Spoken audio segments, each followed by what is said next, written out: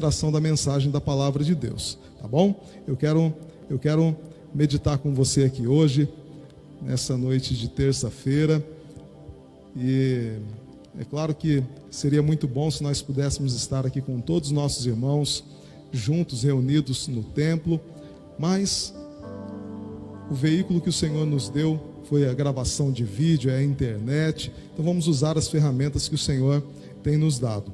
Eu quero compartilhar com você hoje uma palavra, e é claro, a gente vai tentar sintetizar o máximo possível aqui, para não ficar um vídeo muito longo, para você poder ter acesso pelas redes sociais. Eu quero falar com você hoje sobre o propósito de Deus e o papel da igreja.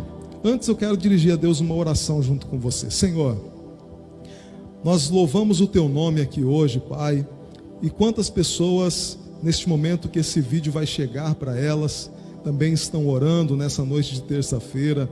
Já há tantos dias, Senhor, nós temos colocado um propósito diante do Senhor de orarmos por essa situação tão agravante que veio sobre o mundo. E nós, como Tua igreja, estamos aqui orando, e desde já te agradecendo pelo Teu cuidado, te agradecendo porque o Senhor é Deus que estende as Tuas mãos para cuidar do Teu povo, Pai, e daqueles que te buscam. Nós te louvamos e te exaltamos em nome de Jesus por este momento da palavra. Amém. Eu quero compartilhar com você, como eu disse, sobre o propósito de Deus e o papel da igreja. É claro que nós temos ouvido tantas coisas, temos visto tantos vídeos, tantas palavras, tantas ministrações, sempre em torno dessa situação que o mundo está vivendo, do Covid-19, o coronavírus, e não dá para a gente ignorar esse assunto, não dá para a gente deixar de lado e dizer, vamos pensar em outra coisa. A gente pensa em outra coisa, a gente fala sobre outras coisas, mas quando certas situações surgem, não tem como a gente deixar de meditar nisso, o porquê disso, para que disso. E eu fico pensando, estava meditando sobre essa palavra, qual é o propósito de Deus em tudo isso? Se a gente for olhar para a palavra de Deus, a gente vai ver que durante toda a história da humanidade, desde a criação do homem, desde a queda do homem no pecado, o homem passou por muitas situações de crise, muitas situações de adversidade, e em todas elas nós vemos a ação de Deus e o propósito de Deus com o homem.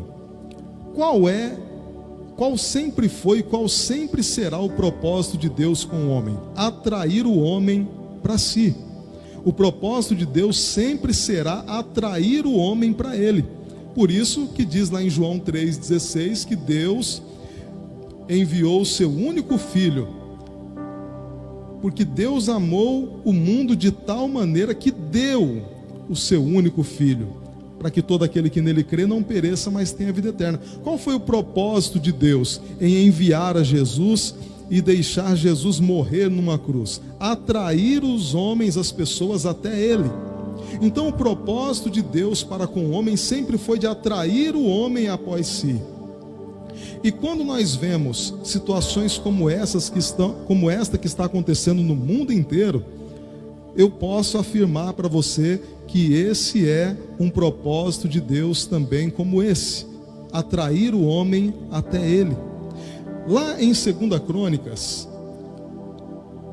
no capítulo 7, num versículo que tem sido tão lido, um versículo que tem sido tão falado, 2 Crônicas 7,14, se o meu povo que se chama pelo meu nome se humilhar e orar e buscar a minha face. Esse versículo tem sido muito falado, mas um versículo antes desse revela algo muito forte. No capítulo 7, no versículo de número 12, diz assim, que o Senhor apareceu a Salomão de noite e lhe disse, eu ouvi a tua oração e escolhi para mim este lugar como casa de sacrifício. Deus estava falando para Salomão, Deus havia aparecido para Salomão num sonho, dizendo que escolheu o lugar, o templo, como o lugar onde ele iria ouvir e responder às orações do seu povo. E no versículo 13, Deus diz assim para Salomão, e se eu fechar os céus para que não haja chuva, ou se ordenar aos gafanhotos para que consumam a terra, ou se eu enviar a pestilência entre o meu povo, E aí então vem o versículo 14. Aí então, se o meu povo que se chama pelo meu nome se humilhar e orar e buscar a minha face, se converter dos seus maus caminhos, então eu ouvirei dos céus, perdoarei os seus pecados e sararei a sua terra. Deus vem dizendo aqui que se o povo dele se humilhar e orar e buscar a face dele, se converter dos maus caminhos, Deus vai ouvir a oração, perdoar os pecados e sarar, trazer cura para a terra. Mas no versículo anterior vem dizendo que o próprio Deus, se porventura ele fechasse os céus para que não chovesse, desastres naturais, ocorrências naturais, ou se ordenasse os gafanhotos para que consumissem a terra, falando sobre fome, períodos de fome. E quantos períodos de fome nós vimos já na história da humanidade? E até hoje, quantos estão passando fome? Ou se enviar a pestilência entre o meu povo. Está dizendo aqui que o próprio Deus, muitas vezes ele ocasiona essas coisas, com a finalidade de quê? De atrair o seu povo aos seus pés.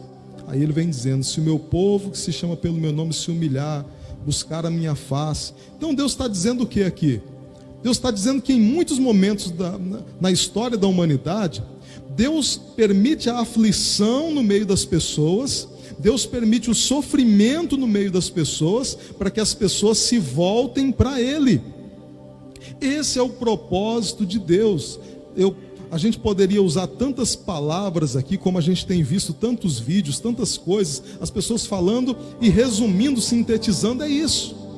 O que Deus está querendo fazer com a nação, com as nações, enfim, é chacoalhar as pessoas a fim de dizer para elas, olha, vocês se afastaram de mim, e vocês estão caminhando para um abismo, estão caminhando para o inferno.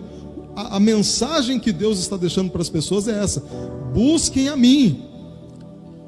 O momento agora é de nós buscarmos a Deus e levarmos as pessoas a entenderem o quanto elas precisam buscar a Deus. Então o propósito de Deus sempre foi atrair as pessoas a Ele. É o propósito de Deus. E eu vou mais além. Em tudo Deus trabalha de forma diversificada. Deus nunca trabalha numa determinada área a fim de resolver somente aquilo. Não. Quando Deus ele permite certas coisas acontecerem, Ele trabalha em várias coisas ao mesmo tempo. Vamos ver lá, quando o apóstolo Paulo ficou preso. E o apóstolo Paulo foi tantas e tantas vezes encarcerado. Será que Deus não estava vendo aquilo? É claro que Deus estava vendo. Será que aquilo passou despercebido por Deus? Será que Deus estava distraído? Não, Deus tinha propósito naquilo, em fazer com que o apóstolo Paulo ficasse preso. Aos olhos de muitos poderia dizer assim, mas espera aí, o apóstolo Paulo era um servo de Deus, será que ele fez alguma coisa de errado para que Deus permitisse ele ficar preso, falhou em alguma coisa? Não, Deus permitiu o apóstolo Paulo ficar preso. Por quê? Porque o apóstolo Paulo, estando preso, as cartas que ele escrevia às igrejas foram documentos registrados com aquilo que Deus queria trazer para a igreja nos dias de hoje. Então quer dizer, se Deus tinha um propósito em manter o apóstolo Paulo preso, para que as cartas fossem escritas, porque se ele tivesse livre, solto, o que ia acontecer? As mensagens dele talvez tivessem ficado perdidas no tempo. Mas o fato dele ter ficado preso fez com que as cartas fossem escritas. E agora esse momento que nós estamos vivendo? Será que Deus não está querendo fazer alguma coisa também? Sem nós podermos estar aqui, a igreja estar aqui nos cultos reunidas, será que Deus não está querendo alcançar alguém através de tantos vídeos, através de tantas lives? Será que Deus não está querendo alcançar você que está aí do outro lado assistindo? Será que Deus não permitiu todas estas coisas a fim de que também a igreja do Senhor pudesse, através das mensagens de vídeo, porque quantas mensagens estão sendo transmitidas pelo Facebook, pelo WhatsApp, tantos vídeos sendo compartilhados, enfim, Deus vai alcançar muitas pessoas através disso. Até nisso Deus tem propósito. Então eu falei sobre o propósito de Deus. E qual é o papel da igreja em tudo isso? O papel da igreja em tudo isso é orar, é interceder. Ah, pastor, mas sei lá, eu acho que o que tem que acontecer vai acontecer. Não é a igreja orando que vai mudar alguma coisa. Aí que muita gente se engana. Se você for olhar lá na Bíblia Sagrada, eu deixei marcado aqui, no livro de Gênesis, no capítulo de número 19, no versículo 23, quando fala de uma história sobre Abraão e Ló. Quando Deus estava para destruir Sodoma e Gomorra. Deus disse assim, quando Deus visitou a Abraão, foi o Senhor e 2 anjos. Esses anjos visitaram Abraão, saíram dali, e o Senhor, que estava ali na forma de um anjo também, disse assim: porventura eu ocultarei a Abraão o que eu faço? E foi e revelou para Abraão o que ele iria fazer. E Deus falou: eu vou destruir, o pecado de Sodoma e Gomorra tem chegado até mim, eu vou destruir Sodoma e Gomorra. E aí o que foi que Abraão fez? Abraão falou assim: ah, Senhor, então já que o Senhor vai destruir, nós vamos fazer o quê, né? Então destrói. Não, Abraão intercedeu. Abraão falou para o Senhor: Senhor, porventura o Senhor vai destruir o justo com o ímpio? Está aqui no versículo 23, e aproximou-se Abraão dizendo: destruirás também o justo com o ímpio? Versículo 24, talvez haja 50 justos dentro da cidade, destruirás também e não perdoarás o lugar por causa de 50 justos que estejam dentro dela? Versículo 25, longe de ti fazer tal coisa, morrer o justo com o ímpio. O juiz de toda a terra faria tal coisa? Disse Abraão. O que Abraão estava querendo dizer para Deus aqui? Senhor, e se tiverem 50 justos lá, o Senhor vai trazer a destruição? E Deus falou o quê? Olha o que o Senhor respondeu: se eu achar em Sodoma 50 justos dentro da cidade, perdoarei todo este lugar por amor a eles. Olha a resposta de Deus para Abraão: por causa dos justos eu não destruirei o lugar. E aí Abraão diz assim: mas Senhor, se tiver 45, também não vou destruir por causa dos 45. Senhor, se tiver 40, me perdoe mais uma vez se tiver 35. E foi diminuindo, até que chegou nos 10. Falou: se tiver 10, o Senhor falou: por amor dos 10 eu não destruirei. Deus entendeu a intercessão de Abraão, e sabe o que Deus fez? Deus mandou anjos para retirar Ló e a sua família de Sodoma e Gomorra. Então, a oração de Abraão teve efeito ou não teve efeito? Quando Moisés, lá no livro do Êxodo, intercedeu pelo povo, Deus falou assim: eu vou destruir esse povo é muito rebelde, esse povo tem coração muito duro.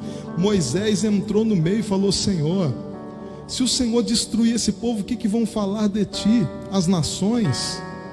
E Deus, por causa da oração, da intercessão de Moisés, poupou aquele povo. Aí eu pergunto para você: tem efeito ou não tem efeito? A oração de um crente pode ou não pode mudar resultados?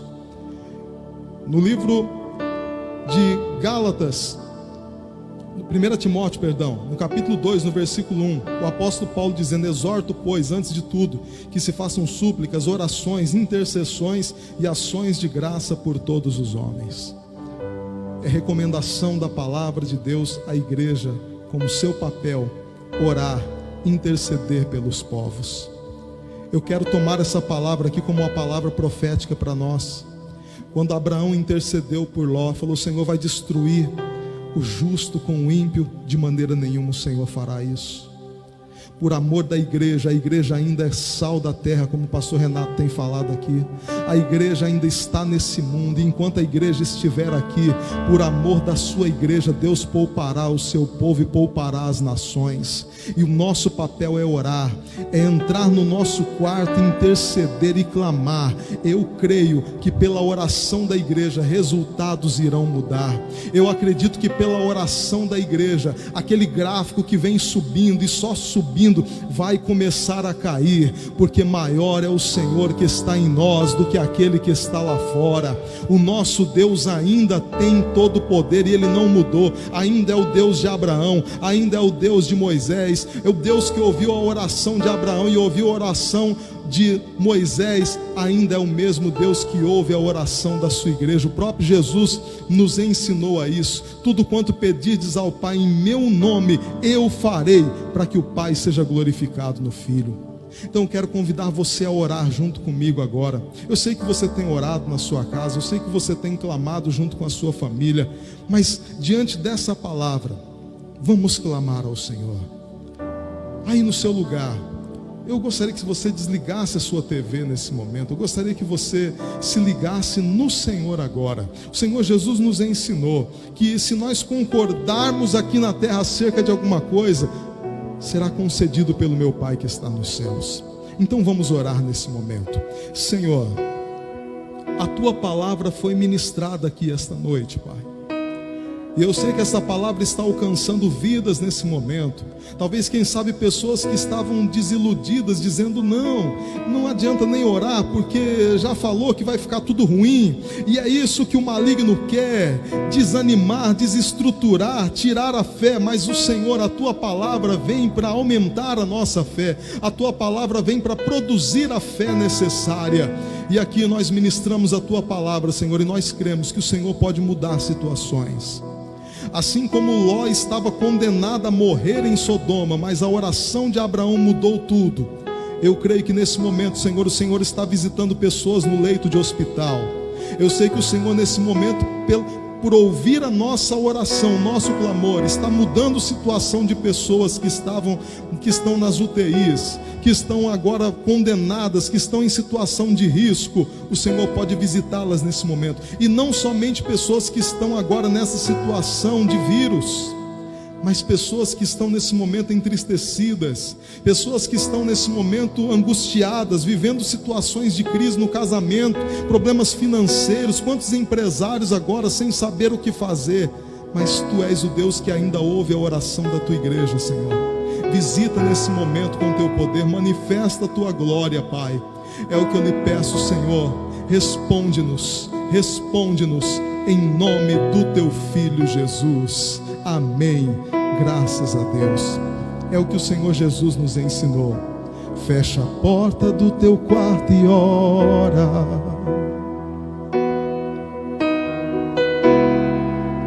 Fecha a porta do teu quarto e ora.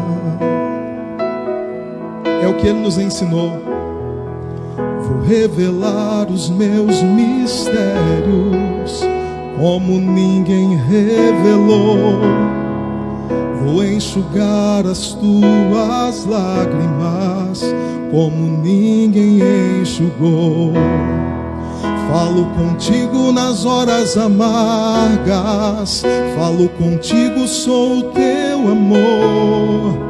Falo contigo nas horas de angústia, sou o teu pastor. Olha o que Ele diz: falo contigo nas horas amargas, falo contigo, sou o teu amor.